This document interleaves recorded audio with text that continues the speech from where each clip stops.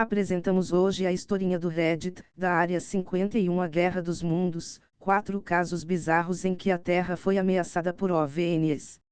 No último século, vários casos apavoraram moradores norte-americanos sobre possíveis invasões de extraterrestres. Conheça alguns dos mais famosos. No último domingo, 12, o mundo ficou mais interessado na possibilidade do ser humano não estar sozinho no universo.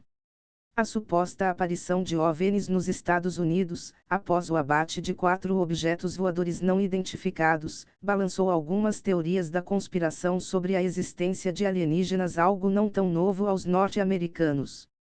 De programas de superstição a provas da existência de ETs, é um fato que a cultura ao redor dos seres misteriosos cresce ano após ano. E essa não é a primeira vez na qual os Estados Unidos estão envolvidos em rumores com OVNIs. Por anos, a famosa Área 51 foi questionada por pessoas de todo o mundo como um espaço ultrasecreto do governo americano para experimentação e testes em alienígenas. Junto a essas notícias, somam-se vídeos com objetos brilhantes no céu, marcas deixadas em plantações e tantos outros relatos. Mesmo no Brasil, houve uma série de casos relacionados a esses seres, alguns mais voltados para a parte científica, outros mais voltados a expressões humorísticas. Quem não se lembra do ET de Varginha, né? O fato é que essas histórias acabam sempre tocando em uma tangente que caminha na corda bamba. De um lado, uma série de comprovações científicas desmentem esses encontros inusitados.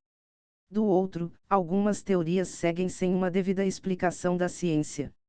Veja abaixo algumas das histórias mais bizarras que já circularam ao longo do último século sobre a existência e possível comunicação com alienígenas. Disco voador de Roswell, 1947. Uma das histórias que caminha na linha das teorias da conspiração é a do disco voador de Roswell. No final da década de 1940, um objeto não identificado caiu em uma fazenda da cidade de Roswell, no estado do Novo México, Estados Unidos. Tão logo que o objeto colidiu, o Roswell Army Airfield e as Forças Armadas da cidade chegou para coletá-lo. Pouco tempo depois, os militares informaram que não se tratava de nada além de um balão meteorológico, e o assunto foi dado como encerrado. As pessoas que moravam na cidade, no entanto, começaram a dar depoimentos diferentes. Muitos moradores afirmavam que viram os oficiais do Roswell Army Airfield retirarem um disco voador do campo em que o suposto balão havia caído. Outros insistiam que haviam visto a retirada de corpos de ETs. Até hoje, uma porcentagem considerável de norte-americanos acredita que aquele foi um dos primeiros contatos que o governo americano teve com alienígenas. Uma pesquisa realizada pela CNN/Time, parceria entre os dois veículos, realizada em 1997, mostrava que 2/3 dos entrevistados acreditavam que o encontro era marcado pela presença de ETs. No mesmo ano, um ex-oficial de relações públicas do Exército, chamado Walter Hornt, deu um depoimento a um jornal local. "Tínhamos em nossa posse um disco voador", disse ele. Área 51, e seus vários mistérios. Há décadas a chamada Área 51, que fica em algum lugar secreto de Nevada, Estados Unidos, é acusada por cidadãos americanos de ser um espaço dedicado a experimentações secretas com alienígenas promovidas pelo governo dos Estados Unidos. Boa parte dos rumores que a envolvem foram mais explorados após o lançamento de Independence Day, filme dedicado a invasões alienígenas que ampliava algumas teorias da conspiração que envolviam esse espaço. Até documentos considerados oficiais surgiram como evidência.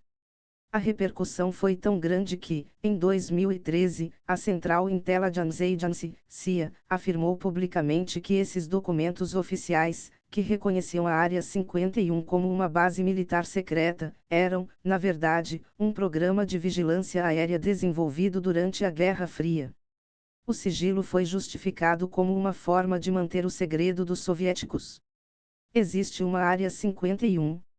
Mas não é o que muitas pessoas pensam.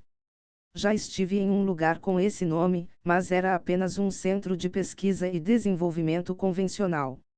Eu nunca vi alienígenas ou espaçonaves quando estava lá.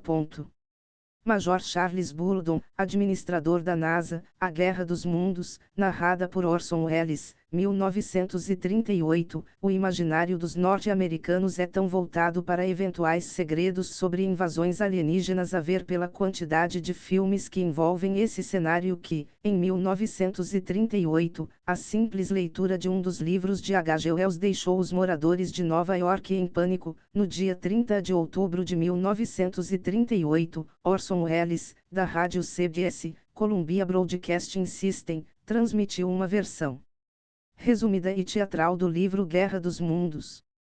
No mesmo dia, dezenas de pessoas começaram a empacotar seus pertences e tentar fugir da cidade de Nova York, com medo de uma possível invasão alienígena de marcianos, vindos do planeta Marte. Na 47ª Delegacia de Polícia de Nova York, uma mulher até mesmo informou aos policiais do ocorrido, já pronta para deixar a cidade com seus 2 filhos pequenos. Um dia depois, o New York Times afirmou receber quase 1000 telefonemas para informar a invasão.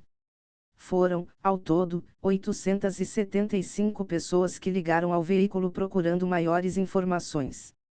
A repercussão fez com que vários jornais da época emitissem uma nota afirmando que se tratava de um engano.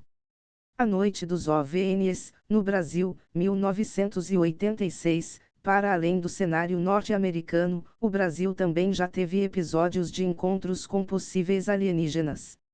Bem distante do diálogo com o ET de Varginha, foi no dia 19 de maio de 1986 que os brasileiros sentiram o pavor de uma eventual invasão de extraterrestres.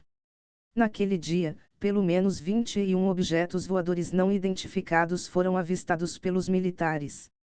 5 caças da Força Aérea Brasileira, FAB, foram enviados para persegui-los, embora nenhum deles tenha conseguido abatê-los. Um registro do Ministério da Justiça diz que os objetos mudavam de cor, voando em uma velocidade super rápida. Arquivo do Ministério da Justiça: tudo começou quando o operador da torre do aeroporto de São José dos Campos, São Paulo, observou pontos luminosos que mudavam de cor, com a predominância da tonalidade vermelha, e perguntou ao piloto Alcir Pereira se ele estava vendo a mesma coisa. Após a confirmação de Alcir, a torre de controle de São Paulo captou sinais sem identificação e o Sindactaí, em Brasília, detectou OVNIs nos radars de Goiás, de São Paulo e do Rio de Janeiro. Por causa da velocidade dos objetos, o Centro de Operações de Defesa Aérea, CODA, decidiu enviar os caças para persegui-los e interceptá-los. Porém, nenhum dos 5 caças conseguiu chegar perto dos OVNIs/citar, e aí, no que você acredita? Será que nessa imensidão do universo, estamos, de fato, sozinhos? Apresentado por Historinhas do Reddit.